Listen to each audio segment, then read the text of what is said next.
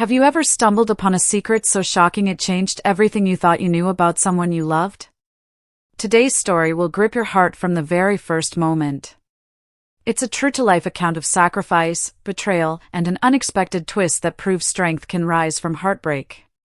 To protect the privacy of everyone involved, I've changed their names and locations, but the emotions and events are real. So listen closely, stay with us until the end, and if you haven't already, subscribe to the channel. Like this video and leave a comment saying I'm listening so we can stay connected on every new story together. On a crisp October morning in 2023, the quiet neighborhood of Maple Street in Wichita, Kansas, was still bathed in the soft gold of early sunlight. Sarah Collins, 64, stood barefoot in the small kitchen of her modest home at 432 Maple Street, cradling a warm mug of tea. The old oak outside her window was shedding its leaves, each one fluttering to the ground like a slow, silent sigh. She had lived in this house for over 3 decades, first with her husband Mark, and then alone after his passing 5 years earlier. It had become her safe place, her proof of years of sacrifice and perseverance. That morning, as she absent-mindedly scrolled through her iPhone 12, a new notification appeared. A voice message from her daughter, Emma. Sarah smiled faintly. Emma, 34, had been busy with her job in Kansas City and rarely called these days. She tapped the play button expecting to hear a casual greeting, maybe a request, maybe a loving "Hi Mom." Instead, a cold, clipped voice spilled from the speaker. "Honey, I can't stand my mother anymore. She's such a burden." Sarah froze. Her mug of tea trembled in her hand, and a drop spilled onto the counter. For a moment, she thought she had misheard. "What?" she whispered to herself. She replayed the message. The same words, only sharper the second time. Her breath caught in her throat. She walked to the window, needing something to steady her, and leaned her palm against the cool glass. Outside, a child rode a bike past the gate, a dog barked in the distance, ordinary sounds of life carrying on while her own world tilted. "She used to say I was her rock," Sarah murmured, voice breaking. Her heart thudded painfully in her chest, a mix of disbelief and a grief she hadn't known was possible. The recording continued, Emma's voice now lower, almost conspiratorial. "We'll put her in that nursing home in Oklahoma. It's cheap, no one will question it. 2 years and then we can sell the house." Sarah's knees weakened.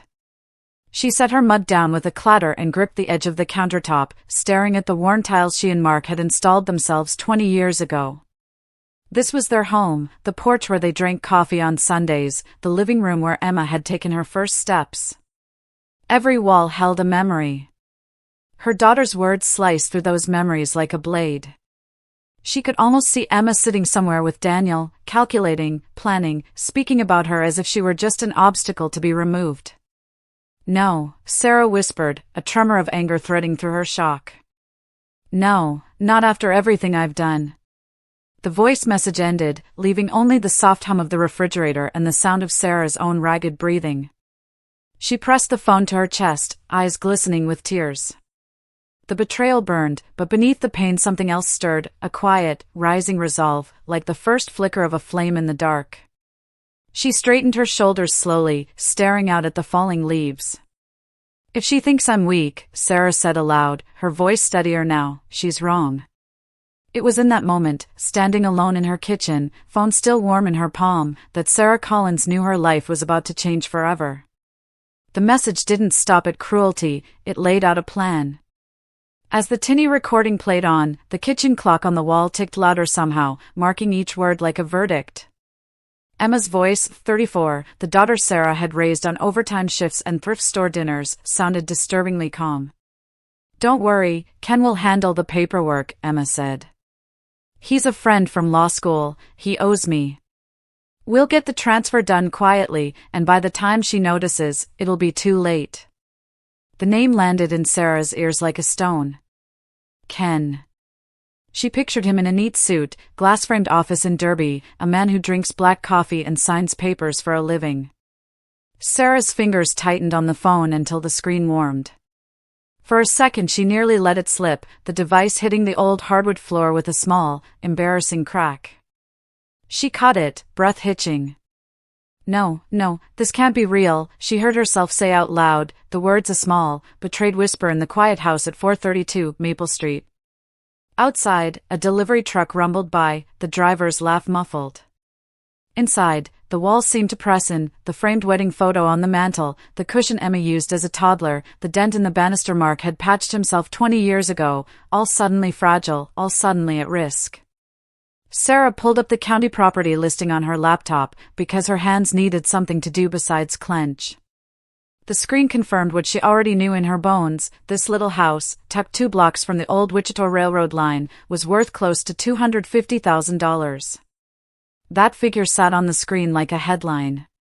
250, she breathed, imagining what that number meant to the people she loved: mortgages paid, a vacation in Florida, maybe, or a new car. To Emma, it wasn't memories or late-night supper conversations, it was potential cash. On the recording, Emma laughed, a short, brittle sound. "We'll take her to that place in Tulsa," she said, mentioning a low-cost facility Sarah had never heard of.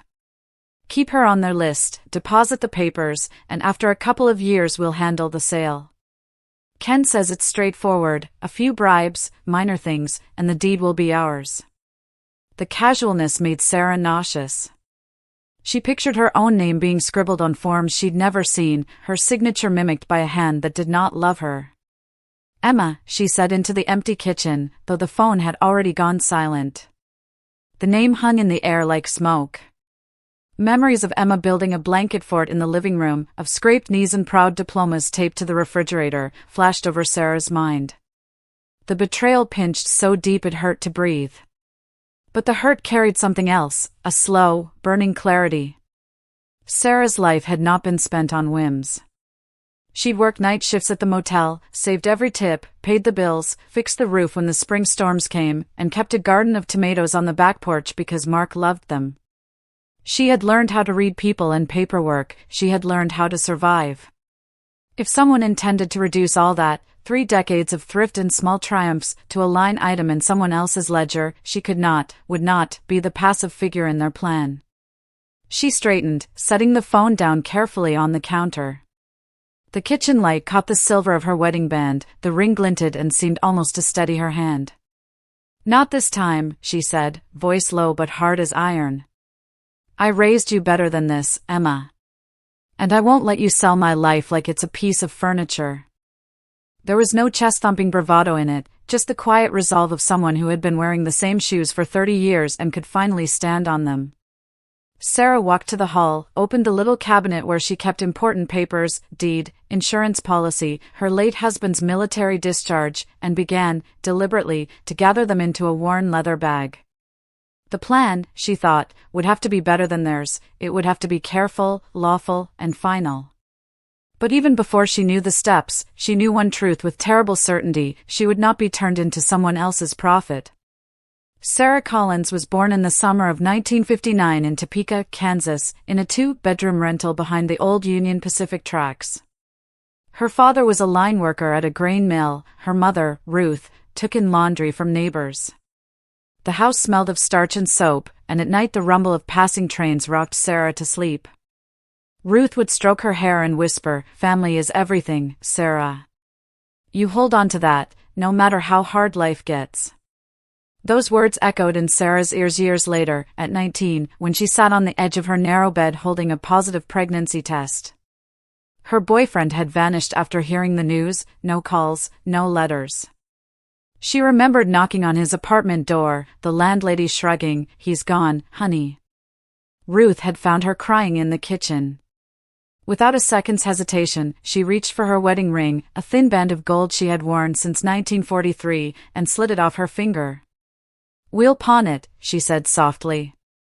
"This little one will not go without." Sarah had tried to protest, but Ruth just shook her head, her eyes steady. Emma was born that winter, a small, warm bundle with a shock of dark hair. In the hospital room, Sarah whispered to her, "You're my light, baby girl. We're going to make it, you and me." Ruth cradled the baby and smiled through tired eyes. Through Emma's childhood, Sarah worked wherever she could. By day she served coffee at a diner on Kansas Avenue, the smell of bacon and grease clinging to her uniform. By night she cleaned rooms at the Sunflower Motel, moving quietly so as not to wake guests. She kept a second-hand stroller in the coat closet, so she could wheel Emma over to Ruth's small house before her shifts. Money was always tight. Emma's dresses were hand-me-downs from church friends, patched at the elbows. Yet Sarah made sure her daughter always looked clean and proud, hair brushed, shoes polished even if scuffed. She remembered kneeling to tie Emma's laces one morning and hearing her little voice say, "Mommy, I'm going to study hard so you'll be proud." The words had filled Sarah's chest like a tide. Sometimes, after the night shift, Sarah would sink into the couch too exhausted to speak. Emma would clamber up next to her, lay a small hand on her mother's cheek and whisper, "You're the best, Mom." Those moments, simple, unplanned, were what kept Sarah going. Every sacrifice, every late bill, every blister on her hands came from a place of unconditional love. She didn't see it as heroism, just survival for two. In her mind, family was not a word, it was Ruth's old wedding ring, the smell of laundry starch, the promise she'd made to a tiny infant, to give her everything she never had. And for decades, that promise guided every choice Sarah made. Through the long stretch of the 1990s, Sarah Collins lived by the alarm clock. Every morning at 4 a.m., before the sun had even thought of rising over Wichita, she swung her legs off the narrow bed in her small home on Maple Street and pulled on her faded blue uniform. The house creaked in the quiet, and the smell of yesterday's coffee still lingered in the kitchen. She would pause for a moment at Emma's door, watching her daughter's chest rise and fall under a quilt, then whisper, "Sleep, baby. Mama's going to work." By 5, she was at the Holiday Inn off Kellogg Avenue, pushing a squeaky cart piled high with towels and bottles of cleaner. She moved quickly, tucking sheets, scrubbing sinks, the smell of bleach on her hands. At noon, she caught the bus back home to fix Emma a simple lunch, peanut butter sandwiches and an apple, before heading to her second shift. In the evening she washed dishes at the Applebee's near Pawnee Street, steam rising from the industrial sink, the clang of plates and the chatter of customers fading into a background hum she barely heard. Her mother Ruth had died in 1998, leaving Sarah a note written on lined paper, folded inside a Bible, "Take care of Emma. She's your future." Sarah kept the note tucked into her wallet. Sometimes, on her break, she would pull it out and read it as a reminder when her back ached and her eyes burned from fatigue. The roof of the Maple Street house leaked when it rained. Sarah placed pots and pans under the drips but never called a roofer. Every spare dollar went into an envelope labeled Emma's school. When Emma's 16th birthday came, Sarah looked at the envelope and the sagging ceiling and chose her daughter. The party at the community center cost everything she'd saved to patch the roof. She baked the cake herself at midnight, decorating it with uneven icing. Emma had burst into tears at the party, hugging her. "When I grow up, I'll pay you back 1,000 times over, Mom," she said, pressing her face against Sarah's shoulder. Sarah smiled, brushing a crumb from her daughter's cheek. "Just be happy, baby. That's enough." Emma excelled at school, making the honor roll, winning praise from teachers. Sarah kept every certificate in a shoebox under her bed. But the cost of books, uniforms, and extracurricular fees was a mountain. On Saturdays, Sarah took in laundry from neighbors, heavy bags of clothes she washed in her old machine, hanging shirts on a line strung across the living room. "Smells like spring," she would say, folding them carefully for delivery.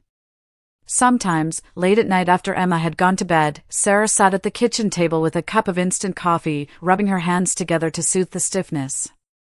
"Everything I'm doing now," she whispered to herself, "is so she doesn't have to live like this." The hum of the refrigerator was the only witness. Every mop stroke at the hotel, every plate she scrubbed at Applebee's, every shirt she ironed on weekends carried the same silent prayer, that Emma's path would be smoother, that she would not know the exhaustion of double shifts, that she would walk through doors Sarah had never been allowed to open. And even as the roof dripped and the bills piled up, Sarah clung to that prayer like a lifeline. She didn't think of it as heroism, it was just what a mother did when family is everything had been stitched into her heart from birth. When the acceptance letter from the University of Kansas arrived in the spring of 2007, Sarah Collins held it in trembling hands. The envelope bore the school's crimson crest, and inside it, the words Emma had dreamed of since middle school: "Congratulations." Standing at the kitchen counter of the Maple Street house, Sarah read it twice, her vision blurring with tears. "You did it, baby," she whispered, hugging Emma tightly. The girl's excitement lit up the room like sunshine through old curtains. But joy quickly met the hard edge of reality. The tuition alone was $18,000 a year, not counting books or housing. Sarah's entire income from the Holiday Inn and weekend laundry barely reached $500 a month. Even with extra shifts, the numbers didn't add up. She sat at the worn oak table that night with a calculator, punching the keys over and over as if persistence could change the math. "I'll find a way," she said aloud, though no one was in the room. The house smelled faintly of bleach from her evening cleaning, her hands were cracked from work. In her wallet she still carried her mother Ruth's note: "Take care of Emma. She's your future." The next week, Sarah walked into the bank on Douglas Avenue with her head high and asked about a loan. She ended up signing the papers to mortgage the Maple Street house, the only asset she had. She also took the small velvet box from her dresser, opened it, and stared at her mother's engagement ring, a modest diamond in a gold band. That ring had been her last tangible tie to Ruth. With a deep breath, she sold it to a local jeweler for just enough to cover the first semester. That night she sat beside Emma on the couch and held her hands. "You'll have your degree," Sarah said, her voice steady despite the lump in her throat. "You'll sit in an office with air conditioning, not on your feet like me. Promise me you'll use this chance." Emma's eyes filled with tears. "I promise, Mom. I'll make you proud." The day Emma signed her enrollment forms, Sarah cried openly in the registrar's office. Staff glanced at her curiously, but she didn't care. It was a moment of triumph and of surrender. For the next 4 years, Sarah shouldered 2 and sometimes 3 jobs. She cleaned houses on Sundays, typed invoices for a small business at night, and skipped meals so Emma could buy books, join student projects, and wear clothes that helped her fit in. She kept a little jar labeled Emma's gas money on the kitchen counter, filling it with tips and coins. On graduation day, under a bright Kansas sky, Sarah sat on the bleachers, hands clasped, watching her daughter cross the stage in a crimson gown. When Emma's name was called, Sarah stood and cheered until her throat hurt. After the ceremony, Emma hugged her tightly, whispering, "From now on, you won't suffer anymore, Mom. I'll take care of you." Sarah believed her. She believed every word, letting the hope wash over years of exhaustion. She didn't know then that this promise, meant as comfort, would one day cut as sharply as a knife. Emma met Daniel Miller in 2012, when she was 27 and working as a junior claims adjuster at an insurance company in downtown Kansas City. She called her mother one evening from her apartment, her voice bright. "Mom, there's this guy at work," she said, laughing shyly. "He's smart, kind. I think you'd like him." Sarah, wiping down the kitchen counter in her Maple Street home, felt a flutter of hope. All those years of sacrifice, and now Emma was building a life of her own. Over the next year, Sarah listened to stories about Daniel, his promotion to team lead, his volunteer work at a local shelter, how he brought Emma soup when she was sick. When Emma finally brought him home for Sunday dinner, he showed up with flowers and a handshake, firm but polite. "Mrs. Collins, I've heard so much about you," he said. Sarah served pot roast and mashed potatoes, watching them exchange smiles across the table. Her heart swelled. She's safe, she thought. She's loved. When Daniel proposed, Emma called her mother first. "He asked me, Mom. He asked me." Sarah pressed the phone to her ear, eyes welling up. "Oh, honey, you deserve happiness," she whispered.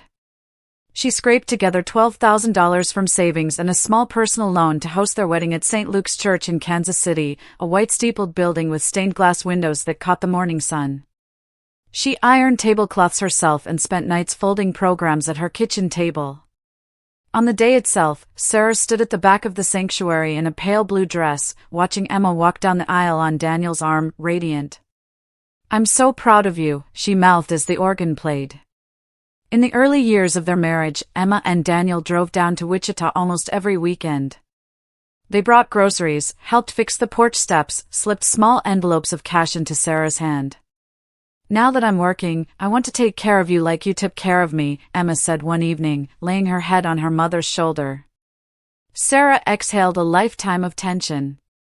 It was all worth it. But the shift began quietly. Daniel lost his job after a round of layoffs at the insurance company. They didn't say much at first, just asked if Sarah could help with a little here and there, $2,000 for a car deposit, $3,000 to pay down a credit card bill.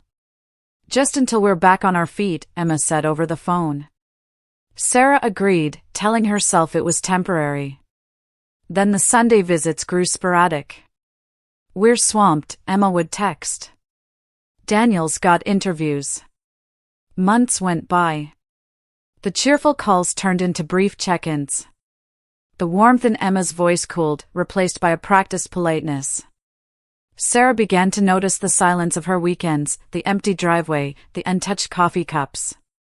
She sat alone at the kitchen table, folding the dish towels Emma had given her years before, a dull ache in her chest. She had no way of knowing that these absences were not just about hardship or embarrassment. In the quiet of her little house on Maple Street, Sarah still believed they were a family leaning on each other. She didn't yet see that a different plan was taking shape behind the scenes, one that would test everything she had sacrificed for. By the spring of 2023, the changes had begun to creep in like a slow fog over Maple Street. At first it was just a comment overheard from a neighbor. Sarah was pruning the rosebush by her porch one Saturday morning when Mrs. Jenkins from next door leaned over the fence and said kindly, "Emma told me you've been so forgetful lately. Must be hard at your age." Sarah froze, the pruning shears midair. "Forgetful?" she echoed, forcing a smile. I didn't know she'd said that. A small, cold knot formed in her stomach. It wasn't just Mrs. Jenkins.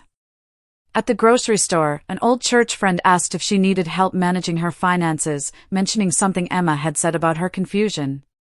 Sarah went home and sat at her kitchen table, staring at the formica surface. Why would Emma tell people that? She wondered. Her memory was still sharp, she paid bills, cooked, read the paper every morning. Yet the seed of doubt had been planted in others. Family gatherings began to feel different too. Once she'd been the center of birthday parties and Sunday dinners in Kansas City, now invitations arrived late or not at all. Photos posted on social media showed Emma, Daniel, and distant relatives smiling around a table while Sarah's seat stood empty. She would scroll through the pictures at night on her phone, feeling a quiet ache. Then one afternoon in May, Emma called with a request. Her voice was smooth, almost rehearsed. "Mom, our apartment needs repairs, pipes, paint, the works. Could we stay at the Maple Street house for a few months? Just until it's fixed." Sarah hesitated, the phone warm against her ear. "All right," she said finally. "Come, but please don't disrupt my routines." She told herself it was temporary, that having them close might bring back the closeness they'd lost. They arrived with suitcases and boxes, filling the hallway with their things. Daniel walked through the living room, frowning. "This furniture is ancient," he said, running a hand over the worn arm of Sarah's couch. "You should get rid of half this stuff, Mrs. Collins." Emma smiled tightly. "We'll help you declutter, Mom. You'll thank us." At first Sarah tried to believe it was kindness. But then Emma began pulling her clothes from the closet, stuffing them into black trash bags without asking. "Just making space, Mom," she chirped. Sarah stood in the doorway, fingers twisting the hem of her sweater. "That's my winter coat," she murmured. "I wore it when you were a baby." Emma didn't look up. The house's atmosphere changed. Phone calls between Emma and Daniel hushed the moment Sarah stepped into the kitchen. Once, late at night, she paused outside the living room door and heard Daniel's low voice, "She doesn't suspect a thing." Silence followed, then a muted laugh. Sarah backed away, heart pounding, gripping the banister as she climbed the stairs. In her own home, the walls she had painted, the garden she had tended, Sarah began to feel like an unwelcome guest. The familiar room seemed to belong to someone else now, her presence tolerated rather than cherished. She would sit on the edge of her bed at night, staring at the boxes in the hallway, a whisper rising unbidden to her lips, "What's happening to my life?" The plot wasn't loud or obvious, it was a quiet rearranging of trust, a slow erasure of her authority in her own home. And though she didn't yet see the full shape of it, she felt it pressing in, as inevitable as the Kansas heat in July. It was a Thursday evening in late August when the message arrived. The kitchen of 432 Maple Street smelled faintly of onion soup simmering on the stove, and the cicadas outside droned in the Kansas twilight. Sarah was drying a dish with an old checkered towel when her iPhone buzzed on the counter. She wiped her hands and glanced at the screen, a voice message from Emma.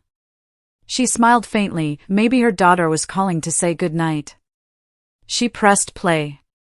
A woman's voice filled the room, but it was not the Emma she knew.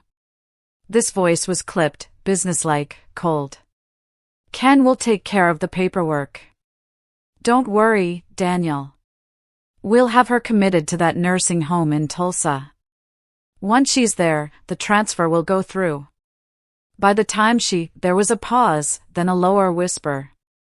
When she dies, the life insurance will come to us. We'll be set." Sarah stood frozen, the towel slipping from her fingers to the floor. The words seemed to echo against the kitchen walls. "When she dies." Her breath hitched. She replayed the message, each sentence a knife. This was the daughter who had once wrapped tiny arms around her neck and promised to take care of her. Now she was a line item on a plan, a burden to be moved, a policy to be collected. Sarah's knees buckled. She sank onto the cool linoleum, phone clutched in both hands as though it were burning her. "How could you, Emma?" she whispered, tears spilling down her cheeks. "How could you?" Her eyes wandered upward to the framed photograph above the doorway, John, her late husband, smiling in his Sunday shirt on the day they bought the house. The kitchen light caught the edge of the glass, making it gleam. She reached a hand toward it, fingers trembling. "John," she murmured, "give me strength to protect our home." For a moment the room was silent except for the faint hiss of the soup on the stove. Sarah pressed the phone to her chest. Memories of double shifts, of Emma's first day of kindergarten, of nights spent sewing costumes for school plays rose up in her mind like ghosts. All of it, every sacrifice, every aching muscle, had led to this betrayal. But beneath the heartbreak, something stirred. A slow, burning anger, a clarity she hadn't felt in years. She wiped her face with the back of her hand and drew in a shaky breath. "No," she said aloud, voice steadier now. "This ends here." She rose from the floor, straightened her shoulders, and shut off the stove. In the window above the sink she saw her reflection, eyes red but fierce, jaw set. The betrayal was a wound, but it had also lit a fire. She would not be quietly removed from her own life. Not now. Not ever. In that quiet Kansas kitchen, with only the cicadas and John's photograph to witness, Sarah Collins began to plan her fight. The morning sun was just rising over Wichita when Sarah Collins stood in front of her small bedroom mirror. Her eyes were swollen from a sleepless night, but there was a new steadiness in them. She reached for her navy blue coat, the one she always wore when she needed courage. Today, she whispered to her reflection, "I stopped being a victim." Down the hall she could hear the faint creak of the old house and the soft hum of the refrigerator. Emma and Daniel were still asleep in the guest room, unaware that the woman they thought they could manipulate was already planning her next move. She slipped important papers into a worn leather folder, her deed, bank statements, insurance policies, and tucked her iPhone into her handbag. The kitchen clock read 6:05 a.m. She took one last look at the framed photograph of John on the mantel, drew a deep breath, and quietly closed the door behind her. Her first stop was the Wells Fargo branch on Main Street, a beige brick building she had visited for years. The tellers there had always known her as Mrs. Collins with the gentle smile. Today she approached the counter with her shoulders squared. "Good morning, Mrs. Collins," the manager greeted. "How can we help you?" Sarah set the folder on the counter and leaned in. I need to freeze all my accounts immediately, she said firmly. And I need to remove Emma Collins as a beneficiary. There's been fraudulent activity. The manager blinked, startled at the steel in her voice. Of course. Let's go into my office. Inside, as he typed on his computer, Sarah explained what she had discovered, sliding the forged signatures across the desk. Her hands trembled slightly, but her voice did not. My own daughter did this, she said quietly, but I'm not going to let it continue. By the time she left the bank an hour later, her accounts were locked, her beneficiaries changed, and a fraud alert was in place. Next, she drove to a small brick building on Maple Avenue where Helen Brooks, an old high school friend turned attorney, had her practice. Helen's office smelled faintly of coffee and paper files. Sarah! Helen exclaimed, rising from behind her desk. It's been years. Sarah sat down, eyes glistening. Helen, I need your help. She placed her phone on the table, hit play, and let Emma's voice fill the room. Helen listened, jaw tightening. My God, Sarah, she said. We're going to expose them. But we'll do it by the book. That afternoon, Sarah took her folder and her phone to the county notary office where Ken, the notary Daniel had boasted about, worked. The office smelled of ink and stale coffee. Ken looked up from his desk and paled when he saw her. Sarah walked straight to the counter. If you continue with those forged documents, she said clearly, holding up her phone, this recording goes straight to the police. Ken's face drained of color. He stammered, Mrs. Collins, I didn't know, sign the cancellation of every false document right now, she cut in. Ken grabbed a form, his hands shaking, and scribbled his signature. Sarah watched him with calm intensity. Thank you, she said, sliding the phone back into her handbag. And for your sake, I hope this is the last time you ever prey on an elderly person.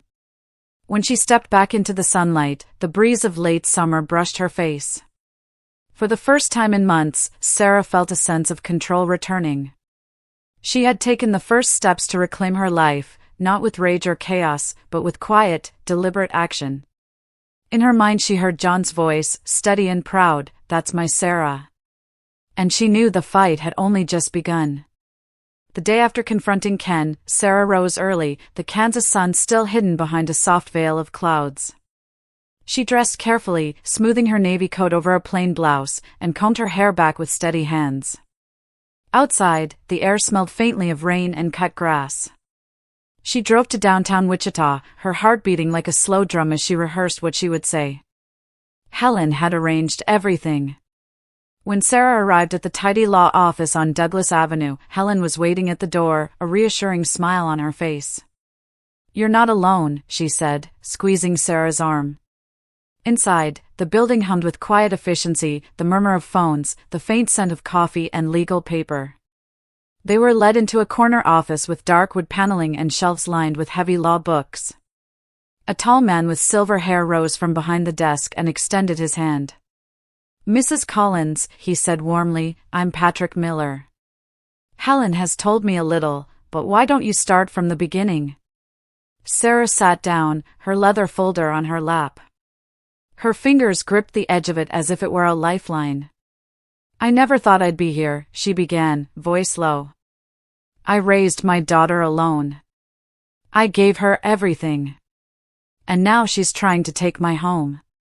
Her eyes welled, but she blinked the tears back and pressed the play button on her phone. Emma's cold voice filled the room. Patrick listened without interrupting, his expression tightening as the message played. When it ended, he leaned forward, folding his hands. Mrs. Collins, he said slowly, we can pursue both civil and criminal action. Fraud, forgery, elder abuse, there are laws to protect you. Sarah looked down at her hands, twisting her wedding band. I don't want to lose my daughter, she whispered. But I can't let her destroy me either. Patrick's voice softened. You're doing the right thing. Many seniors stay silent. But silence only makes it easier for the abuse to continue. He began taking notes, asking for dates, names, and copies of documents. Sarah opened her folder and slid out the papers one by one, the forged forms, the emails, the voicemail. Each item was another piece of a puzzle she never wanted to see. Helen sat beside her, touching her shoulder. "If they need a witness, I'll testify," she said firmly. Sarah managed a grateful smile. When everything was collected, Patrick closed his notebook. "Here's what we'll do. Tomorrow, go home as if nothing's wrong. Stay calm. I'll arrive with the police to serve the papers and secure your property. Do you understand?" Sarah nodded. "Yes. Thank you." Her voice was steady, but inside a storm still swirled fear, grief, resolve. That evening she drove back to Maple Street. The house looked the same, white paint, sagging porch, but she felt different stepping inside. She found Emma in the kitchen and said with quiet composure, "Emma, tomorrow some guests are coming by. Make sure you're home." Emma barely looked up from her phone. "Sure, Mom," she murmured. Later, in her bedroom, Sarah sat on the edge of her bed, the moonlight spilling across the quilt. For the first time in months, she felt a flicker of safety. She closed her eyes and whispered, "John, stay with me." That night she slept deeper than she had in years, waiting for the dawn and whatever it would bring. At exactly 9 a.m., the old brass doorbell at 432 Maple Street rang out, its chime echoing down the quiet hallway. Sarah was already sitting in the living room, hands folded neatly on her lap, her navy cardigan pulled close against her shoulders. Outside, the October air was crisp, sunlight slanting through the maple trees. She had been up since dawn, tidying the living room as if preparing for guests, but her heart thudded so hard she could feel it in her throat. Through the frosted glass panel of the front door, she saw the silhouette of Patrick Miller, tall and composed in his dark suit, flanked by two uniformed officers from the Wichita Police Department. They stepped inside, the scent of autumn following them. Patrick gave her a slight nod, a signal that everything was in place. In the kitchen, Emma and Daniel were finishing breakfast, bowls of cereal half empty, the television murmuring in the background. When the sound of footsteps reached them, they emerged into the living room. Emma froze mid-step, a spoon still in her hand. Daniel's smile collapsed into a grim line. What's going on, Mom?" Emma's voice wavered, her eyes darting from the officers to Patrick and then back to Sarah. Daniel shifted his weight, shoving his hands into his pockets. Sarah straightened, her voice calm but edged with steel. "Sit down," she said, gesturing to the sofa. "Today we're going to talk about the truth." Emma hesitated, then sat, the spoon clinking nervously against the coffee table as she set it down. Daniel lowered himself beside her, staring at the floorboards as if they might open up. Patrick placed a thick folder on the coffee table and flipped it open. His tone was firm but measured. "Miss Emma Collins," he began, "this is a compilation of evidence regarding the attempted fraudulent transfer of your mother's property." He slid a stack of documents across the table, forged signatures, notarized forms, printouts of emails. The papers whispered as they shifted. Emma's face drained of color, she glanced at Daniel, who looked away. We didn't do anything," she stammered, her voice suddenly small in the quiet room. Sarah reached into her pocket and pulled out her iPhone, her fingers steady now. She met Emma's eyes. "Would you like me to play the voicemail from yesterday?" she asked softly but unmistakably. Emma swallowed hard, her throat moving visibly. Her hands clenched into fists on her knees. The memory of that careless message, the one she had sent to Daniel, flickered across her face. Daniel's jaw tightened, he stared at the far wall. The living room fell silent. Even the refrigerator's hum seemed to stop. Outside, a gust of wind rattled the dry leaves against the windowpane. In that stillness, Sarah felt something shift inside her, the weight of years lifting, replaced by a steady, quiet strength. For the first time in months, she was no longer the cornered one. She was the one holding the truth. Patrick closed the folder with a soft thud and leaned back, waiting. The two officers stood quietly by the door, hands resting lightly on their belts. Emma's breath came fast and shallow. Daniel rubbed his temple with his thumb, eyes shut. No one moved. The whole house seemed to hold its breath, balanced on the edge of what would happen next. Patrick leaned forward, his dark suit catching the morning light from the big bay window of the living room. Without a word, he opened his leather briefcase and pulled out a thick, neatly clipped stack of papers. The sound of the clasp snapping open echoed in the tense silence. One by one, he laid the documents on the coffee table in front of Emma and Daniel. The papers fanned out like cards in a losing hand. These, Patrick said slowly, his voice calm but cutting, are the original forms from Wells Fargo, and these, he tapped another stack, are the forged ones. He pushed the two piles side by side. Look closely. Emma stared down. The signature at the bottom of the forged form trembled before her eyes, her own imitation of her mother's name in shaky blue ink. Side by side, the difference was unmistakable. The original bore Sarah's careful, looping handwriting, the forgery was hurried, uneven. Patrick's gaze met hers. Miss Collins, you accessed your mother's account using this false signature. Emma's hands began to shake. She twisted a napkin from the breakfast tray into a crumpled knot. Mom asked me to help pay her bills, she whispered hoarsely. I was just trying to help. You know how you forget sometimes, Mom. Sarah straightened in her armchair, her face pale but steady. Don't lie to me anymore, Emma, she said softly but firmly. You're out of excuses. You've crossed a line you can't uncross. Patrick opened his palm towards Sarah. She nodded, reached for her phone, and with a single tap, the room filled with the sound of her daughter's voice. Don't worry, Daniel. The old lady will be in the home soon. We'll have everything set up by next month. Emma's recorded voice floated cold and matter-of-fact through the living room. The words, once hidden in secrecy, now hung in the air like shards of ice. Emma's mouth fell open. She stared at the rug, her cheeks flushing and then paling. That's not. I didn't mean. Daniel shifted uncomfortably beside her, his knees bouncing, hands trembling. He avoided eye contact with everyone in the room, his gaze darting to the window, to the floor, to the door. This is crazy, he muttered, though his voice cracked on the last word. Patrick snapped the folder shut with a quiet finality. The recording speaks for itself, he said. The bank records, the forged signatures, and this voicemail form a clear pattern of intent. Sarah looked at her daughter, her heart breaking even as her eyes stayed resolute. I loved you more than anyone, she said quietly. I still do. But you've left me no choice. For a moment no one spoke. Outside, a car drove by, its tires crunching over dry leaves. Inside, the only sound was the faint ticking of the old mantel clock. Emma's shoulders slumped. Daniel rubbed his temple, whispering something Sarah couldn't hear. The room, once her sanctuary, had become a courtroom, and the verdict was already written in every piece of paper on the table.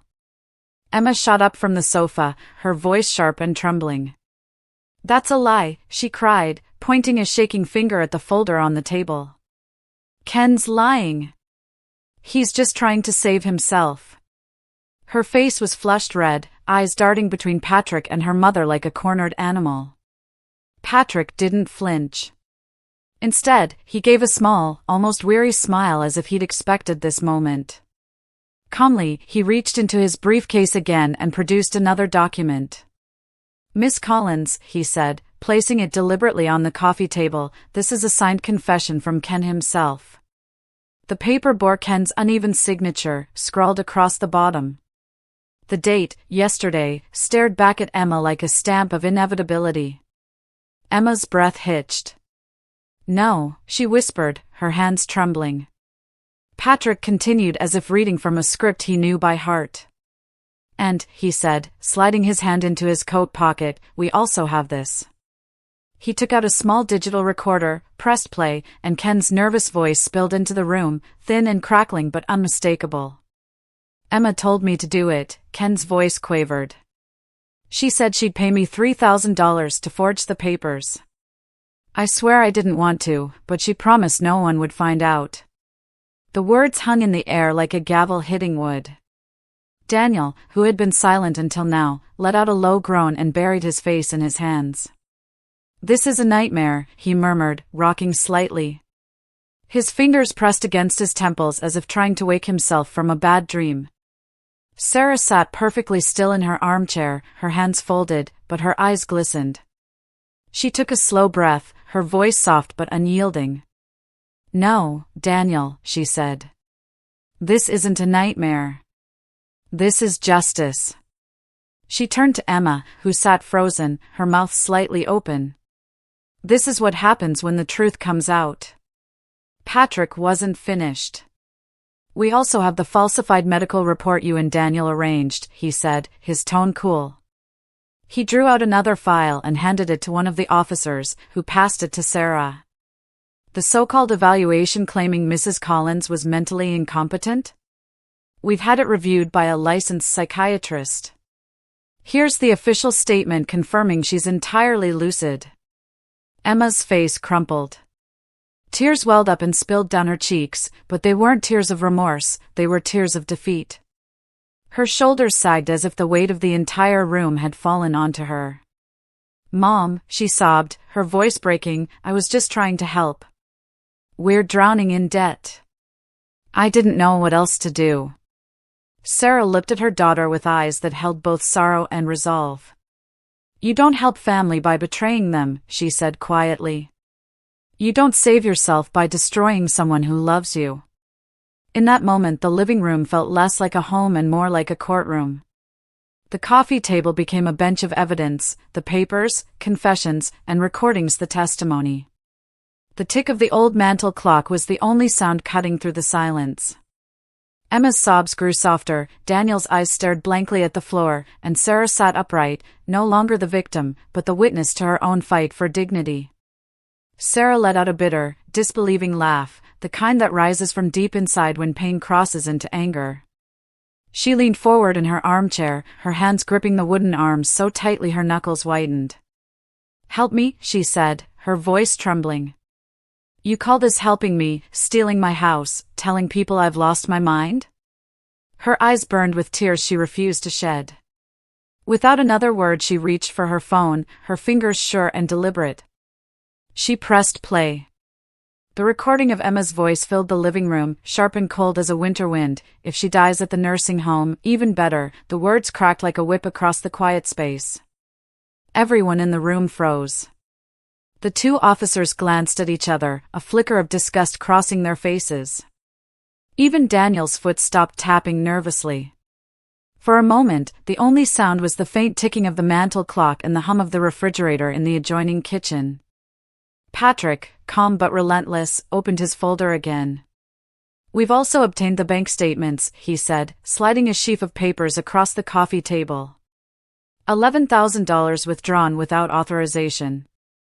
The numbers glared up from the page, black ink on white paper, undeniable.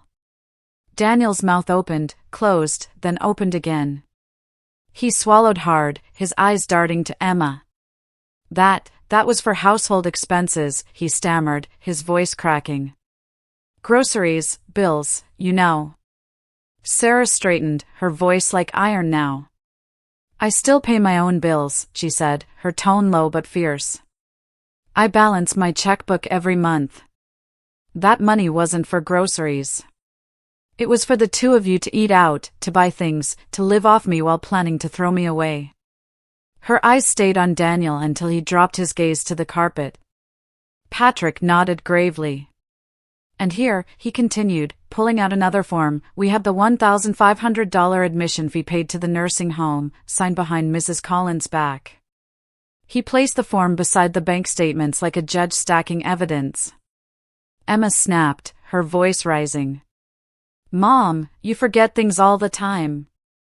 I had to take care of it for you." Her face was blotchy with anger and fear, her hands balled into fists on her knees. Sarah's composure finally cracked. She rose from her chair, her voice ringing through the house. "Enough," she shouted, the word echoing off the walls. I am not confused. I am not forgetful. I am not your victim. The room fell utterly silent. Emma shrank back against the couch, her eyes wide. Daniel sat rigid, his hands clasped together as if in prayer. Sarah took a deep breath and stepped closer, her eyes locking with her daughter's. Her voice dropped, but each word landed heavy as stone. Do you know what hurts me most, Emma? She asked quietly. Not the money. Not the house. It's that you looked me in the eye, hugged me, called me Mom, and all the while you were planning this. Her words hung in the air, heavier than any evidence.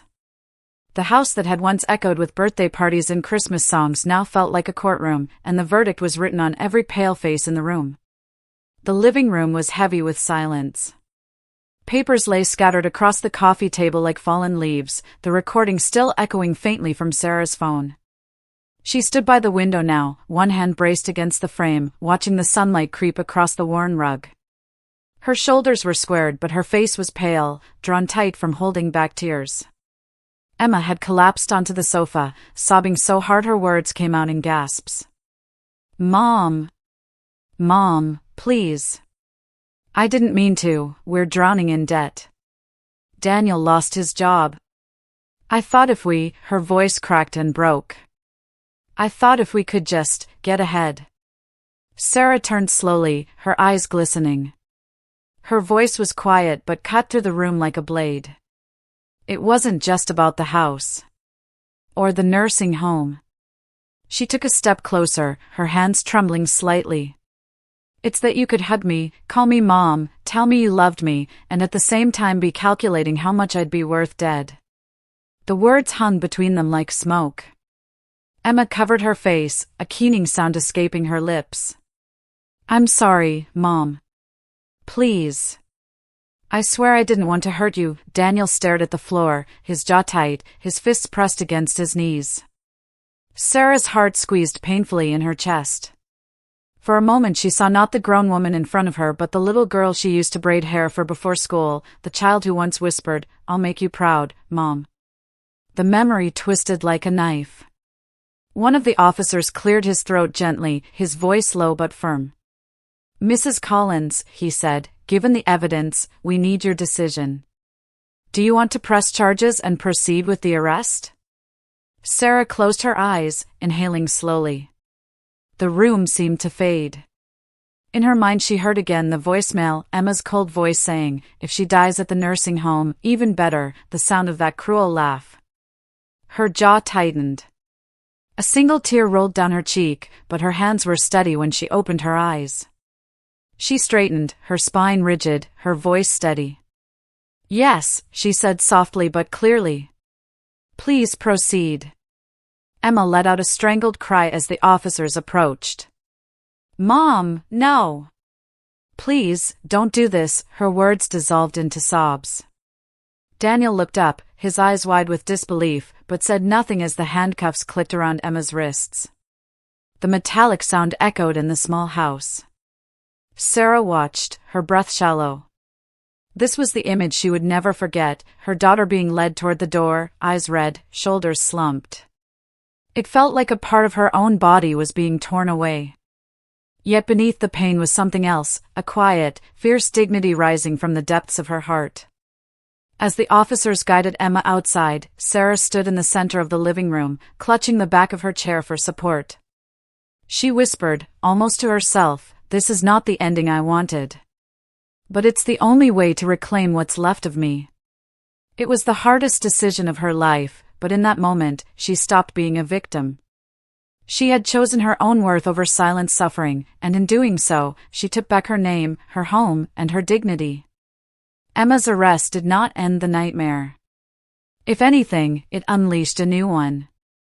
By the very next morning, Sarah's phone buzzed non-stop on the kitchen counter. When she finally picked it up, her neighbor's text read, Sarah, you need to see this. It's all over Facebook.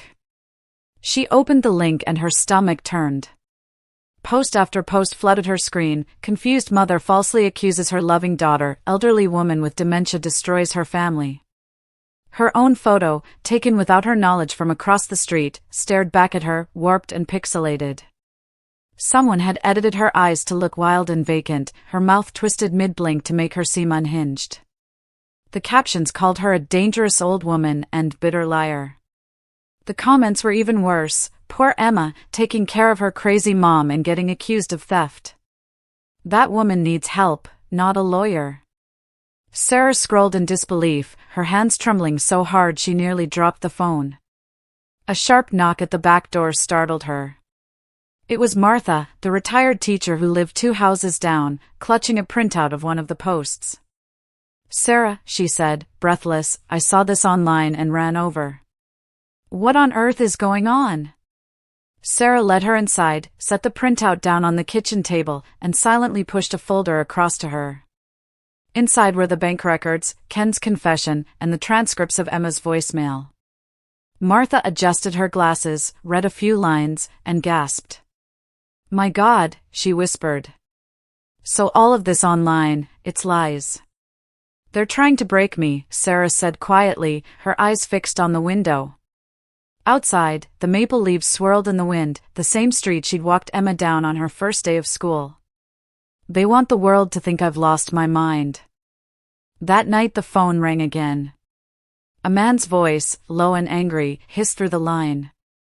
"You're a monster," he snarled. "How dare you do this to your own daughter?" Then a click. Sarah stared at the receiver in her hand, her heart hammering. 2 days later, a woman with a clipboard showed up at her door claiming to be from the Department of Social Services. "We received a complaint," she said, trying to peer inside. But her badge looked wrong, the logo off-center, the lamination cheap. Sarah stood her ground, blocking the doorway. "If you're legitimate, send me a letter," she said, closing the door firmly. Later that afternoon, Patrick called. His voice was steady but grave. "They're trying to build a false narrative," he warned. "They're hoping to make you look unstable and incompetent to undermine the case. Don't let them rattle you." Sarah sat at her kitchen table after the call, clutching an anonymous letter that had arrived in the mail, a single sheet of paper scrawled with insults and threats. Her fingers tightened around it until it crumpled. Her heart ached, but somewhere beneath the hurt, a core of steel held. She closed her eyes, inhaled slowly, and whispered to herself, "I've survived worse. They won't take my dignity, not now." As dusk settled over Maple Street, Sarah lit a small lamp by the window, the glow spilling onto her paperwork. The storm outside, both digital and real, raged on, but inside, she straightened her back, determined. The smear campaign might tarnish her image, but it would not erase the truth. That night the kitchen felt colder than usual. The only light came from the small lamp over the sink, casting a dim yellow glow on the worn linoleum floor. Sarah sat at the table, shoulders hunched, a crumpled anonymous letter in her hand. The words scrawled across it were ugly accusations, insults, even threats. Her eyes blurred as she read them again. She slid from the chair onto the floor, her back pressed against the cabinet, and began to sob, deep, quiet sobs that seemed to rise from years of exhaustion. "What did I do wrong?" she whispered to the empty room. Her voice cracked. "Why does my own daughter hate me?" She drew her knees up to her chest, the letter still clutched in one trembling hand. For a moment, she almost reached for the phone on the counter. She pictured calling Patrick, telling him to drop the case, telling him she couldn't bear it anymore. Maybe she should forgive Emma, forget everything, let it all go. Her fingers brushed the phone but then stopped. Through her tears she glanced toward the top shelf of the pantry, a small wooden box, dusty and unassuming, that had been there for decades. It was her mother's keepsake box. She hadn't opened it in years. On shaking legs she stood, reached for the box, and carried it to the table. She ran her fingers over the carved lid before lifting it open. Inside lay a bundle of old photographs, faded ribbons, and at the very bottom, a folded piece of paper yellowed with age. She unfolded it carefully, recognizing her mother Ruth's looping handwriting. Her breath caught as she began to read. "My dearest Sarah," the letter began. You are stronger than you think. One day, life may test you in ways you cannot imagine. Do not let anyone, not even your own child, trample on your dignity. True love does not destroy, it does not steal, it does not humiliate. Remember that you are worth more than your sacrifices. Sarah pressed the letter to her chest, tears streaming freely now, but different tears, not just pain, but something steadier, warmer. Her mother's voice came alive in her mind, the voice that used to sing her to sleep. She whispered aloud, "Thank you, Mom. I needed this." She sat for a long time at the kitchen table, the letter open in front of her like a lifeline. Outside, the wind rattled the window panes. The smear campaign, the insults, the loneliness, it all still surrounded her, but the letter gave her something she hadn't felt in weeks: strength. By midnight she rose, wiped her face, and poured herself a glass of water.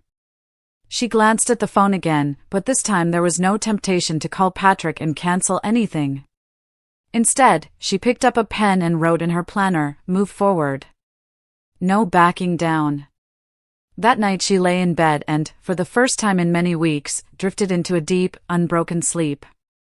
The letter rested on her nightstand, the last words echoing in her mind, "You are stronger than you think."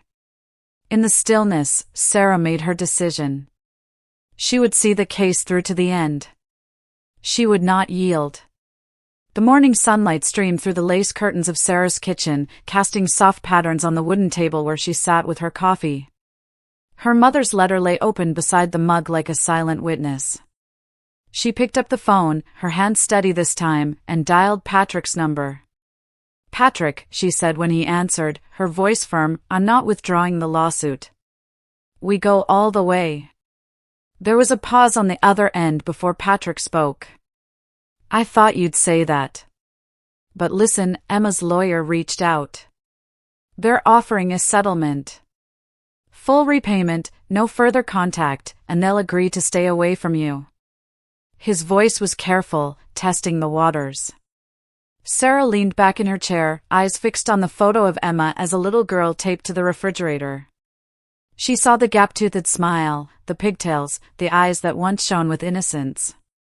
For a moment, her chest tightened. "They want to buy peace," she murmured, almost to herself. "But at what cost?" Patrick waited quietly. "It's your call," he finally said. "You could have your money back and some peace of mind. Or you can push for a trial and let the court decide. Either way, I'll stand with you." Sarah straightened, the letter from her mother echoing in her mind, "True love does not destroy, it does not steal." She exhaled slowly. "I'll agree to a settlement," she said, "but on my terms." "What terms?" Patrick asked, his tone sharpening with interest. "I want them to sign a confession," Sarah said clearly. "A full written statement of everything they did. And I want a public apology, printed in the paper, no excuses, no lies. The world needs to know the truth." On the other end, Patrick chuckled softly. "Smart. That way your name is cleared, not just your bank account. I'll draft the conditions and send them over." A week later, Sarah sat in a quiet conference room at Patrick's office. The blinds were drawn, the air heavy with anticipation. Across the table, Emma and Daniel looked like shadows of their former selves. Daniel's tie hung loose, Emma's eyes rimmed red from sleepless nights. They avoided her gaze as they signed the thick stack of papers in front of them. Patrick slid the final document towards Sarah. "They've agreed," he said. $11,000 restitution, plus $20,000 in damages. But more importantly, he handed her a separate sheet. Their signed confession. Sarah took it with both hands. At the top it read, "We fabricated our mother's mental decline and attempted to defraud her of her property." Below were Emma and Daniel's signatures. Her eyes burned, but this time not with humiliation, with relief. 2 days later, the Wichita Eagle ran the headline, "Daughter and son-in-law admit to false claims, attempted property fraud." Beneath it was their public apology, word for word as Sarah had demanded. Neighbors stopped her on the street to say, "We're so sorry we doubted you." Even Martha brought over a pie and said with tears in her eyes, "You got your truth back, Sarah." Exactly 1 month after the voicemail that had shattered her heart, Sarah stood on her porch in the crisp Kansas air and felt something she hadn't felt in years: dignity restored. She closed her eyes, clutching her mother's letter in one hand and the signed confession in the other. Justice had been done, not by revenge, but by courage, persistence, and law. And as she looked out at Maple Street glowing under the morning sun, she knew this was not the end of her story. It was the beginning of a new chapter, one she would write on her own terms. The paperwork was done, the settlement signed, but Sarah knew the story could not simply end there. The Maple Street house felt different now, not like the home where she had once hung Christmas stockings and taped Emma's report cards to the fridge, but like a hollow shell filled with echoes. One afternoon she sat at the old oak desk in the living room, a pen poised over a fresh document. Patrick sat across from her, glasses perched on his nose. "I want to change my will," she said, her tone steady. "Everything I've built, the savings, the proceeds from this house, it should go to people who really need it. Not to a daughter who tried to destroy me." Patrick raised his eyebrows slightly. "Are you sure, Sarah? This is a major decision." Sarah nodded, her eyes on the photo of her mother Ruth on the mantel. "I'm sure. I want it to go to Silver Hope. They help abandoned seniors. My money should protect people like me, not reward betrayal." Patrick smiled faintly. "Then we'll make it official." He slid the document toward her, and she signed with a flourish. For the first time in years, her signature didn't shake. That night she walked slowly through each room of the house, touching the walls, the worn banister, the kitchen counters where she had rolled out dough for Emma's birthday cakes. "Thank you for sheltering me," she whispered to the empty rooms. "But it's time to let go." The next morning she called a realtor. Within 3 weeks, the house was sold. Her new life began in Denver, Colorado, in a sunny apartment inside a community for independent seniors. The building had wide hallways filled with plants, a garden courtyard, and a small studio for art classes. On her first day, a cheerful coordinator named Linda handed her a welcome packet and said, "You'll love it here. We have painting groups, dance lessons, book clubs." Sarah laughed softly. "I don't even remember the last time I danced." "Well," Linda said, "maybe it's time you start again." And she did. Within a month, Sarah found herself in a beginner's ballroom class, awkward at first, then smiling as the music carried her. In the afternoons she sat by the window with a canvas, painting the mountains that rose beyond the city. She called her little studio corner the second chance. She also volunteered at Silver Hope. On Tuesdays she sat with other seniors at long tables, helping them fill out forms to reclaim stolen property. "Forgive, if you can," she told one trembling woman who had been scammed by her own nephew. "But don't let anyone hurt you twice. Protect yourself." Her words carried weight because they came from scars, not theory. In her journal she wrote one evening, "I don't measure my worth by sacrifice anymore. I measure it by self-respect." She closed the book and looked around her new apartment, plants on the sill, a fresh painting drying on the easel, laughter drifting from the hallway. For the first time in decades, Sarah was not living for someone else. She was living for herself, and it felt like breathing clean air after years in a locked room. News of Emma and Daniel's downfall reached Sarah slowly, in fragments, a headline here, a whispered update from Patrick there. She learned they had been forced to pay back taxes of $35,000, sell their SUV, and pawn much of their jewelry. Their once carefully curated social media profiles had gone silent. Neighbors said their marriage was fraying under the weight of blame and resentment. Sarah listened quietly to these reports, her hands folded around a mug of tea. There was no sense of triumph in her chest, only a heavy sadness. "I never wanted this for you," she murmured one evening, looking at an old photo of Emma taped to her fridge in the Denver apartment. "I just wanted you to be good." 6 months after the settlement, a cream-colored envelope appeared in her mailbox, the handwriting unmistakable. She sat down at her small kitchen table before opening it. Inside was a letter from Emma. I don't expect forgiveness, it read. I just hope you're happy, Mother. Sarah traced the letters with her finger. She could almost hear Emma's voice, younger, full of promises. She picked up her pen and wrote back only one line, I forgive to bring peace to my heart, but I cannot forget or trust you again. She sealed the envelope and placed it gently in the outgoing mail tray. The act left her feeling lighter, not because it reconciled anything, but because it closed a door with honesty. That week at Silver Hope, she stood before a circle of seniors in the support group. Sunlight poured through the large windows, catching the silver in her hair. We can't control what our children do, she said softly, but we can control how we respond. The greatest legacy we leave them isn't money. It's showing them that every human being deserves respect, including ourselves. Heads around the circle nodded, some eyes glistened. One spring morning Patrick called. Sarah, he said, 3 families have asked if you'd be willing to share your story at a community event. They're going through similar situations. Sarah's lips curved into a small smile. Tell them yes. If my story spares even one person what I went through, then every sleepless night was worth it. She hung up and stepped out onto her balcony. The garden below was blooming with tulips. A soft breeze carried the scent of earth and new life.